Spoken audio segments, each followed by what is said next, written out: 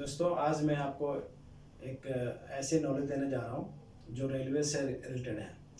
अभी जैसा कि आपको मालूम है कि पश्चिम बंगाल में रेलवे का जो दुर्घटना हुआ है, उसी दुर्घटना के तहत मैं एक ऐसी जानकारी देने जा रहा हूँ जो हर पैसेंजर को जानना ज़रूरी है।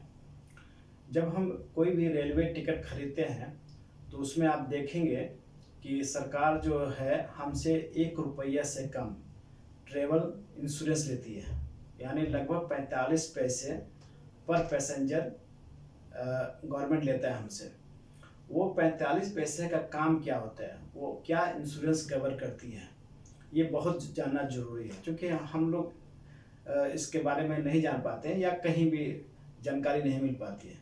उसी जो 45 पैसे का जो इंश्योरेंस कवर है, जो हमसे सरकार लेती है और इंश्योरेंस करती है, तो उस 45 पैसे का जो इंश्योरेंस कवर होता है, तो उसका जो है कि यदि आप ट्रेन सफ़र में हैं, रेलवे ट्रेन में, उसमें आपकी किसी अल्लाह ना करे ऐसा कुछ अनहोनी हो जाता है, डेथ हो जाता है, तो आपको 10 लाख रुपया मिलता है रेलवे की तरफ से।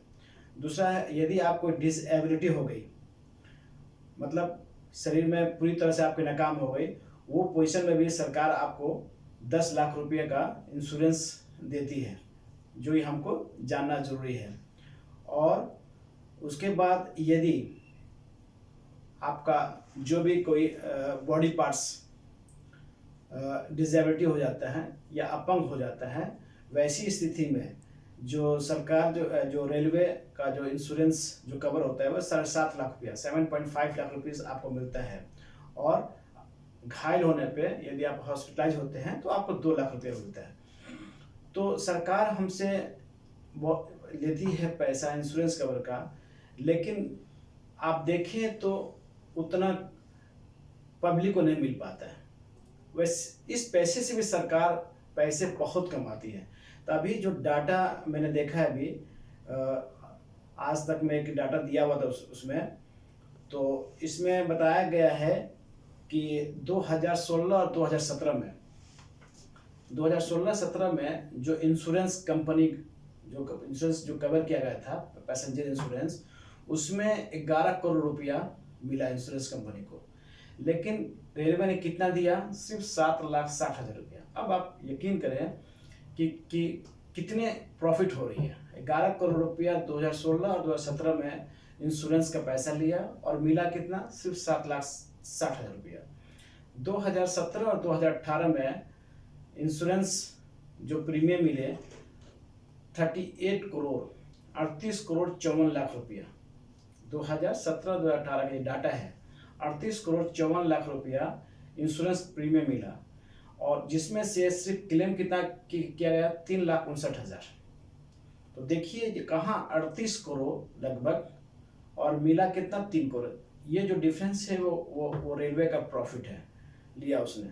उसके बाद 2018-2019 में भी 8 करोड़ 53 लाख रुपया इंश्योरेंस प्रीमियम मिला, और जिसमें 6 करोड़ 12 लाख रुपया मिला। 2019 और 20 में जो डाटा बता रहा है, ये मैंने आज तक का मैंने डाटा देखा, उसमें जो है इंश्योरेंस प्रीमियम मिला 12 करोड़ 71 लाख रुपया।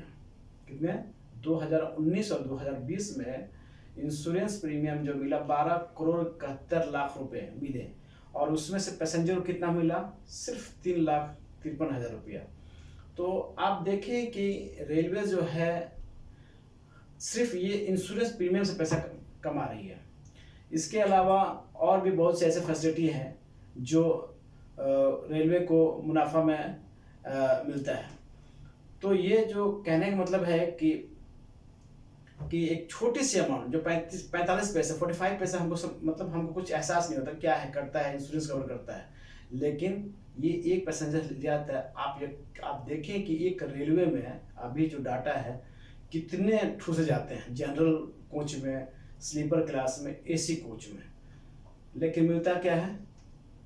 क्या आपको उस टाइप की फैसिलिटी मिलती है? आप देखें, मैंने अभी ट्रेन में मैंने देखा कि जनरल कोच तो मतलब उसमें मतलब सांस लेने की जगह नहीं है। स्लीपर जो कोच है वो एकदम जनरल कोच बन चुकी है। तो सरकार जो है आबादी के हिसाब से जिस रूट में जितने ज़्यादा पैसेंजर है उनको उतनी जो कोच है या डब्बे हैं बढ़ाने चाहिए, और उसको सही मतलब जो रूट्स है उसमें मतलब पैसेंजर वाइज के हिसाब से बढ़ा के और डब्बे बढ़ाने चाहिए।